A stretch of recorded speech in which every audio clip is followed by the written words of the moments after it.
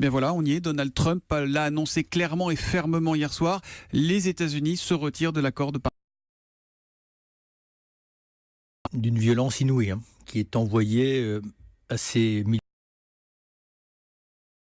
qui chaque année, à cause des conséquences des changements climatiques, sont obligés de quitter leur territoire. C'est un message d'une violence inouïe aux familles de ceux et celles qui par millions meurent chaque année de la pollution due à l'utilisation des énergies fossiles. C'est un message d'une violence inouïe aux générations futures. Au moment où nous sommes sur un seuil étroit de tolérance, c'est aussi un message, c'est une forme d'injure à l'avenir.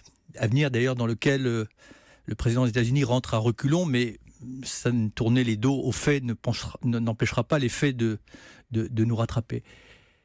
Parce que ce message, c'est quelque part, c'est dire, après avoir imposé une espèce d'ordre universel, on va imposer une tragédie au monde. C'est pas l'avenir de la planète qui est en train de se décider. C'est l'accomplissement de l'humanité, ce sont les conditions d'existence de l'humanité. Donc c'est pas un petit sujet, je veux pas forcer les traits, on n'avait pas besoin de ça.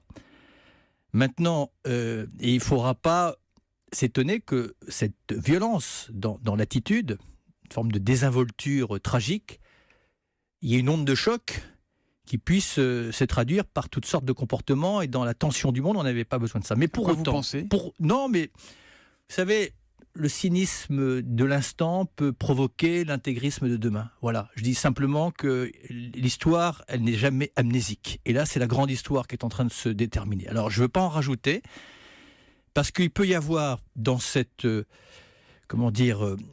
attitude-là, ou dans cette décision-là, peut-être quelque chose de positif qui en sort.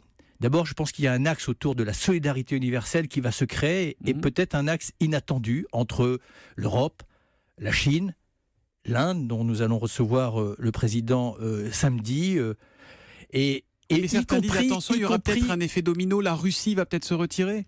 On n'en est pas là, y compris aux États-Unis, où des forces de rappel, dans notamment les États, les grandes villes, je pense notamment au maire de New York, et y compris les acteurs économiques. Quand vous voyez que les actionnaires d'Exxon eux-mêmes considèrent que l'attitude de Trump n'est pas compatible avec la réalité économique d'aujourd'hui et de demain, ces forces de rappel vont peut-être se renforcer sur cette décision qui, comme vous le rappelez, est un contresens tragique et pathétique de l'histoire. Ça veut dire qu'on pourra continuer à avancer sans Donald Trump, sans l'État fédéral, mais avec les villes, les États de bonne volonté. L'accord de Paris est mort ou pas ? Non, il n'est pas mort. Il va au contraire, d'ailleurs, vous voyez, la France elle-même va, au lieu plutôt que de baisser ses ambitions, nous allons nous-mêmes les réviser à la hausse. Et je pense qu'on va entraîner dans notre sillage nombre d'États